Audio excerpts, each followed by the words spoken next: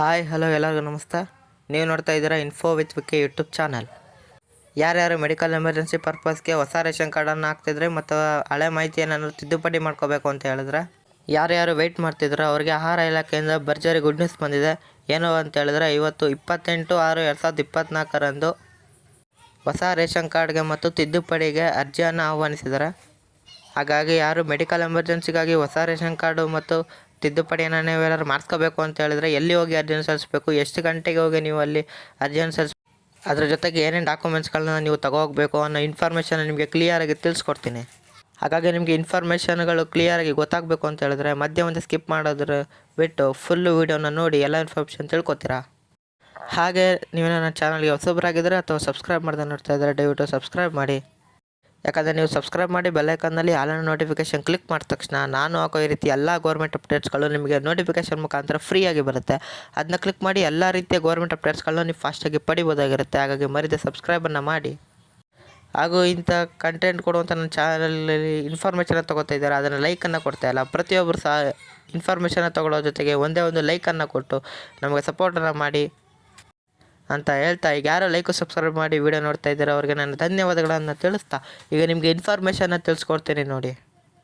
ಯಾರ್ಯಾರು ಮೆಡಿಕಲ್ ಎಮರ್ಜೆನ್ಸಿಗೋಸ್ಕರ ಹೊಸ ರೇಷನ್ ಕಾರ್ಡನ್ನು ಮತ್ತು ತಿದ್ದುಪಡಿಯನ್ನು ನೀವೇನಾದ್ರು ಮಾಡಿಸ್ಕೋಬೇಕು ಅಂತ ವೆಯ್ಟ್ ಮಾಡ್ತಿದ್ದವ್ರಿಗೆ ಆಹಾರ ಇಲಾಖೆಯಿಂದ ಅರ್ಜಿಯನ್ನು ಆಹ್ವಾನಿಸಿದ್ದಾರೆ. ಅಂದರೆ ದಿನಾಂಕ 28/6/2024 ನೀವು ಸಂಬಂಧಪಟ್ಟ ಕೇಂದ್ರಗಳಿಗೆ ಹೋಗಿ ನೀವು ಅರ್ಜಿಯನ್ನು ಸಲ್ಲಿಸಬೇಕಾಗತ್ತೆ.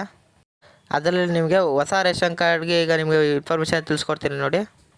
ನೀವು ಹೊಸ ರೇಷನ್ ಕಾರ್ಡ್ಗೆ ಅರ್ಜಿ ಸಲ್ಲಿಸಬೇಕು ಅಂತ ಹೇಳಿದ್ರೆ ಯಾರ್ಯಾರು ಸೇರಿಸ್ಬೇಕು, ಎಲ್ಲ ಮೆಂಬರ್ಸ್ನು ನೀವು ಆಧಾರ್ ಕಾರ್ಡನ್ನು ತೊಗೋಬೇಕಾಗತ್ತೆ.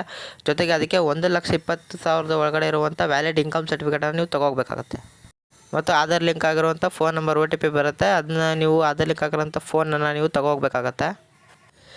ಇಷ್ಟನ್ನು ನೀವು ತಗೊಂಡು ಹೋಗಿ ನಿಮ್ಮ ಹತ್ತಿರದ ಕರ್ನಾಟಕ 1, ಗ್ರಾಮ 1, ಬೆಂಗಳೂರು 1 ಕೇಂದ್ರಗಳಿಗೆ ನೀವು 10 ಗಂಟೆಯಿಂದ 12 ಗಂಟೆವರೆಗೆ ನಿಮಗೆ ಸಮಯಾವಕಾಶ ಇರುತ್ತೆ. ಪ್ರತಿಯೊಂದು ಜಿಲ್ಲೆಗೂ ಸಹ ಈ ಹೊಸ ರೇಷನ್ ಕಾರ್ಡನ್ನು 10 ಗಂಟೆಯಿಂದ 12 ಗಂಟೆವರೆಗೆ ಅವಕಾಶನ ಮಾಡ್ಕೊಂಡಿರ್ತಾರೆ. ಆ ಸಮಯಕ್ಕೆ ಹೋಗಿ ನೀವು ನಿಗದಿತ ಕೇಂದ್ರಗಳಲ್ಲಿ ನೀವು ಅರ್ಜಿಯನ್ನು ಸಲ್ಲಿಸ್ಬೋದಾಗಿರುತ್ತೆ. ಮತ್ತು ನೀವೇನಾದರೂ ತಿದ್ದುಪಡಿ ಯಾವಾಗ ಬಿಡ್ತಾರೆ ನಮ್ಮ ವಿಭಾಗಕ್ಕೆ ಅಂತ ನೀವೇನಾದರೂ ಕೇಳಿದ್ರೆ ಈಗ ಫಸ್ಟು ತಿದ್ದುಪಡಿಗೆ ಏನೇನು ಡಾಕ್ಯುಮೆಂಟ್ಸ್ಗಳು ಬೇಕು ಅಂತ ತಿಳಿಸ್ಕೊಟ್ಬಿಡ್ತೀನಿ. ಆಮೇಲೆ ಟೈಮಿಂಗ್ಸ್ಗಳು ಏನೇನು ಅಂತ ನಿಮಗೆ ತಿಳಿಸ್ಕೊಟ್ಬಿಡ್ತೀನಿ. ಫಸ್ಟು ನೀವೇನಾದರೂ ಯಾರನ್ನಾದರೂ ಸೇರಿಸ್ಬೇಕು ಅಂತ ಹೇಳಿದ್ರೆ ಅವರು 6 ವರ್ಷದ ಕೆಳಗಿನವ್ರು ಏನಾದರೂ ಆಗಿದ್ದರೆ ಅವರ ಬರ್ತ್ ಸರ್ಟಿಫಿಕೇಟ್ ಜೊತೆಗೆ ಆಧಾರ್ ಕಾರ್ಡ್ ಸೆಟ್ಟನ್ನು ತೊಗೋಬೇಕಾಗತ್ತೆ.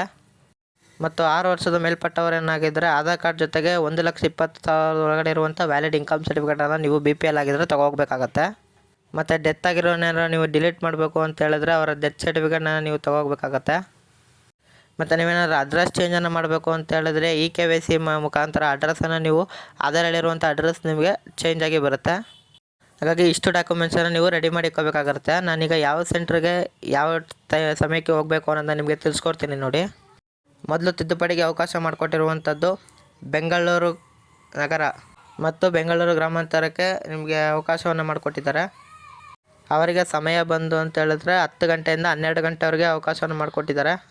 ಅವರು ಸಹ ನಾನು ಹೇಳಿರುವಂಥ ಡಾಕ್ಯುಮೆಂಟ್ಸ್ನ ತೊಗೊಂಡು ನಿಮ್ಮ ಹತ್ತಿರದ ಬೆಂಗಳೂರು 1 ಕೇಂದ್ರಗಳಿಗೆ ಹೋಗಿ ಅರ್ಜಿಯನ್ನು ಸಲ್ಲಿಸ್ಬೋದಾಗಿರುತ್ತೆ. ಮತ್ತು ಎರಡನೇದಾಗಿ ಅವಕಾಶವನ್ನು ಮಾಡಿಕೊಟ್ಟಿರುವಂಥದ್ದು ಬೆಳಗಾವಿ ಮತ್ತು ಮೈಸೂರು ಡಿವಿಷನ್ಗೆ. ಅದರಲ್ಲಿ ಬರುವಂಥ ಜಿಲ್ಲೆಗಳು ಯಾವಪ್ಪ ಅಂತ ಹೇಳಿದ್ರೆ ಬಾಗಲಕೋಟೆ, ಬೆಳಗಾವಿ, ಚಾಮರಾಜನಗರ, ಚಿಕ್ಕಮಗಳೂರು, ದಕ್ಷಿಣ ಕನ್ನಡ, ಧಾರವಾಡ, ಗದಗ, ಹಾಸನ, ಹಾವೇರಿ, ಕೊಡಗು, ಮಂಡ್ಯ, ಮೈಸೂರು, ಉಡುಪಿ, ಉತ್ತರ ಕನ್ನಡ, ವಿಜಯಪುರ ಡಿಸ್ಟಿಕ್ಗಳಾಗಿರುತ್ತೆ.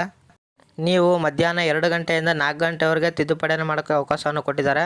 ನೀವು ನಿಮ್ಮ ಹತ್ತಿರದ ಗ್ರಾಮ 1, ಕರ್ನಾಟಕ 1 ಕೇಂದ್ರಗಳಿಗೆ ಹೋಗಿ ಅರ್ಜಿಯನ್ನು ಸಲ್ಲಿಸ್ಬೋದಾಗಿರುತ್ತೆ. ಮತ್ತು ಮೂರನೇದಾಗಿ ಅವಕಾಶವನ್ನು ಮಾಡಿಕೊಡ್ತಾ ಇರುವಂಥದ್ದು ಕಲಬುರಗಿ ಮತ್ತು ಬೆಂಗಳೂರು ಡಿವಿಷನ್ ಅಂತ.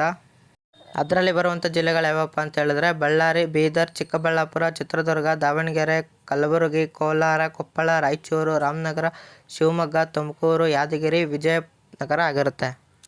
ಇಷ್ಟು ಜಿಲ್ಲೆಯವರು ಸಹ ನಾನು ಹೇಳಿರುವಂಥ ಡಾಕ್ಯುಮೆಂಟ್ಸನ್ನು ನೀವು ತೊಗೊಂಡು 4 ಗಂಟೆಯಿಂದ 6 ಗಂಟೆವರೆಗೆ ತಿದ್ದುಪಡಿಯನ್ನು ಮಾಡೋಕ್ಕೆ ಅವಕಾಶವನ್ನು ಕೊಡ್ತಾರೆ.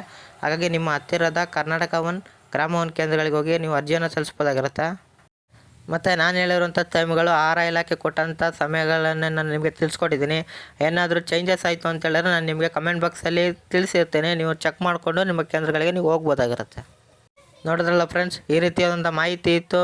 ಯಾರ್ಯಾರು ರೇಷನ್ ಕಾರ್ಡು ಮತ್ತು ತಿದ್ದುಪಡಿಯನ್ನು ಮಾಡಿಸ್ಕೋಬೇಕು ಅಂತ ವೆಯ್ಟ್ ಮಾಡ್ತಿದ್ರೆ ಅವರಿಗೆ ಗುಡ್ ನ್ಯೂಸ್ ಆಗಿ ಅರ್ಜಿಯನ್ನು ಪ್ರಾರಂಭ ಮಾಡ್ತಾಯಿದ್ದಾರೆ.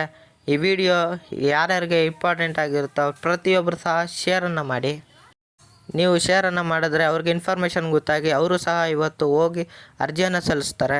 ಅರ್ಜಿಯನ್ನು ಸಲ್ಲಿಸಿ ಎಲ್ಲ ರೀತಿಯ ಗೌರ್ಮೆಂಟ್ ಅಪ್ಡೇಟ್ಸ್ಗಳನ್ನ ಪಡ್ಕೋತಾರೆ. ಹಾಗಾಗಿ ಮರಿದ ಶೇರ್ ಮಾಡಿ ಅಂತ ಹೇಳ್ತಾ, ಇನ್ಫಾರ್ಮೇಷನ್ ಇರ್ತಾ ಆಗಿದೆ ಅಂದರೆ ಪ್ರತಿಯೊಬ್ಬರು ಸಹ ಒಂದೇ ಒಂದು ಲೈಕನ್ನು ಕೊಡಿ. ಏನೇ ಡೌಟ್ ಇದ್ದರೂ ಡೈರೆಕ್ಟ್ ಕಮೆಂಟ್ ಬಾಕ್ಸಲ್ಲಿ ಕಮೆಂಟ್ ಮಾಡಿ. ಹಾಗೂ ಇದೇ ರೀತಿ ಕಂಟೆಂಟ್ಗಳಿಗೆ ನನ್ನ ಚಾನಲ್ನ ಸಬ್ಸ್ಕ್ರೈಬ್ ಆಗೋದನ್ನ ಮರಿಬೇಡಿ. ಸಿಗೋಣ ಮುಂದಿನ ಇನ್ಫಾರ್ಮೇಟಿವ್ ವಿಡಿಯೋದಲ್ಲಿ. ಬಾಯ್ ಬಾಯ್.